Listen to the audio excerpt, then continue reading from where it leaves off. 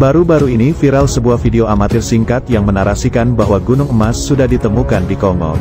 Kongo sendiri merupakan suatu negara di bagian tengah sampai barat benua Afrika. Nama resmi negaranya adalah Republik Demokratik Kongo.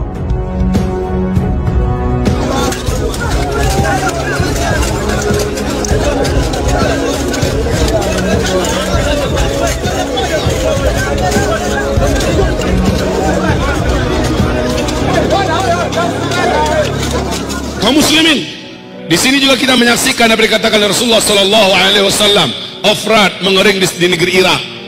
Apabila dia mengering, akan ketemu nanti gunung emas, kata Rasulullah.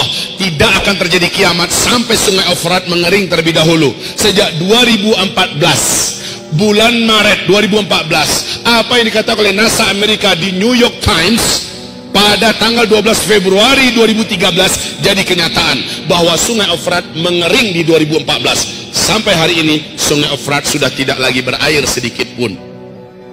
Ternyata New York Times sudah mengumumkan di 2013 tanggal 12 Februari bahwa sungai Ofrat menurut NASA sudah susut airnya, mengurang airnya 60%. Kata mereka 2014 sungai Ofrat kering total. Kering sudah sekarang 100%. Sungai terbesar di Timur Tengah itu ada 3, Nil, Tigris, dan Ofrat.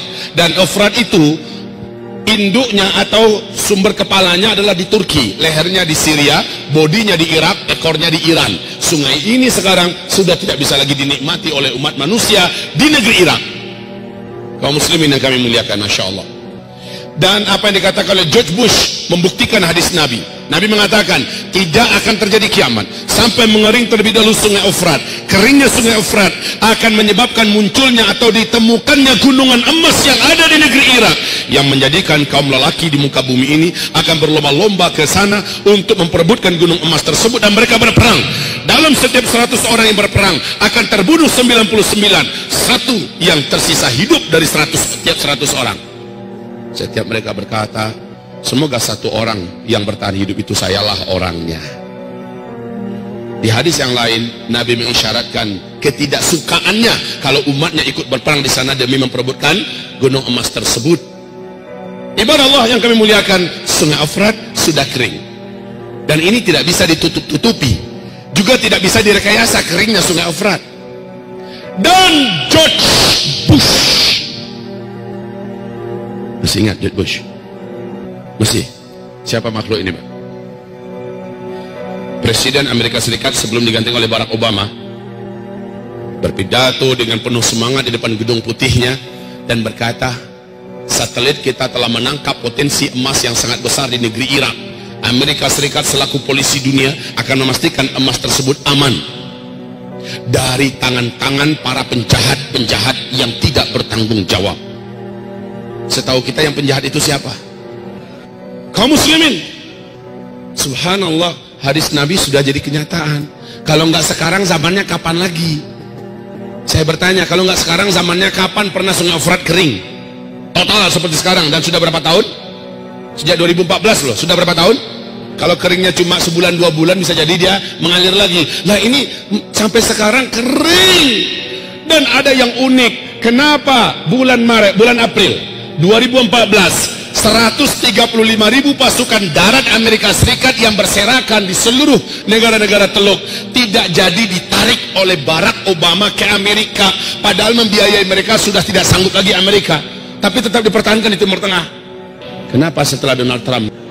Setelah Donald Trump naik, kenapa Amerika hari ini dengan keadaan kondisi ekonomi yang sangat parah menambah budget militer dan budget perang mereka? Ya, dan ini menjadikan mereka negara yang terparah lilitan utangnya. Nah, kaum muslimin, kenapa di zaman Donald Trump memperbanyak memasukkan tentara hari ini ke Irak?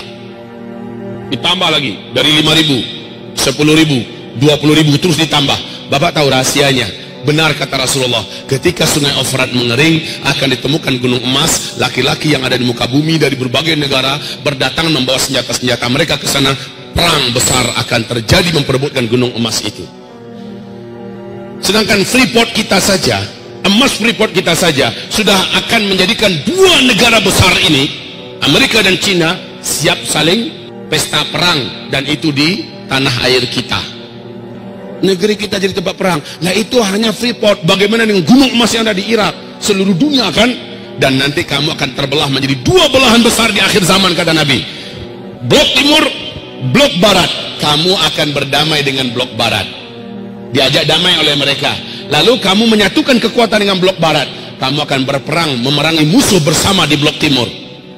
Allah akan kalahkan mereka di tangan kamu, kata Rasulullah sallallahu alaihi wasallam. Lalu barat ketika itu berkata di Syria, di Damaskus, sambil mengibar-ibarkan benderanya, kemenangan ini adalah kemenangan kaum salib. Padahal mereka kolaborasi dengan dunia Islam, tapi mereka mengumumkan kemenangan adalah kemenangan salib. Maka terjadilah perang antara kalian dengan barat, dan Allah menangkan kalian. Perang itu dikenal oleh dunia barat dengan sebutan di kitab Taurat, di kitab Injil dengan perang Armageddon.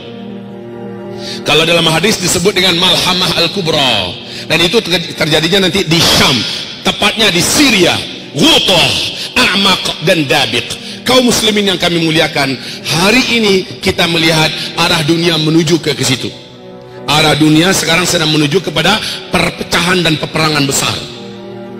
Ada nggak masuk ke bapak masing-masing, ke ibu-ibu di Androidnya, tentang pidato terakhir Donald Trump yang akan melakukan kunjungan perdamaian, kunjungan damai ke Arab Saudi, ke negeri Arab lainnya. Mereka adalah sekutu kami di dunia timur. Kita akan membuatkan kekuatan kita menjadi kembali nyata, bla bla bla bla. Inilah kunjungan terindah yang pernah ada sepanjang sejarah Amerika, kata Donald Trump. Ada dengar nggak?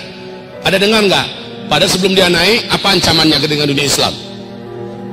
Apa ancamannya kepada dunia Islam si Donald ini?